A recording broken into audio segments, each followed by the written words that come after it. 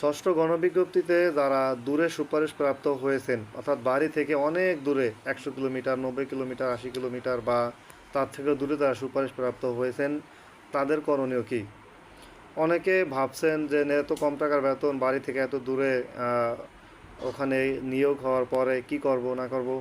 আপনাদের উদ্দেশ্য বলছি, যারা এইরকম ভাবতেছেন যে সুপারিশপ্রাপ্ত হয়েও যোগদান করবেন কি করবেন না। দেখেন, একটা চাকরি পাওয়া অনেক কঠিন। এটা যারা আপনার সুপারিশপ্রাপ্ত হয়েছেন আপনারাই জানেন। সামনে এরকমের সুযোগ আর পাবেন কি না এটা সন্দেহ।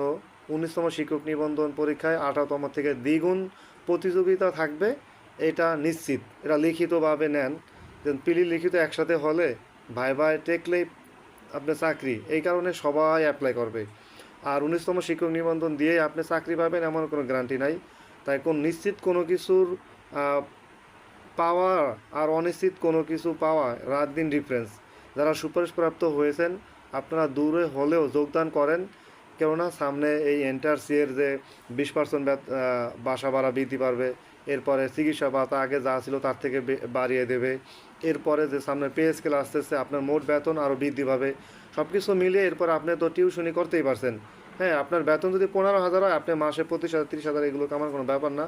আর যারা কলেজে আছেন তাদের কথা তো আর বললামই না।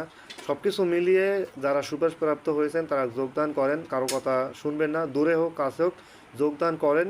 পরবর্তীতে যদি আপনি এর থেকে বেটার অপশন পান তখন আপনি রিজাইন লেটার দিন, কিন্তু আপাতত যোগদান করাই উচিত হবে। আল্লাহ হাফেজ।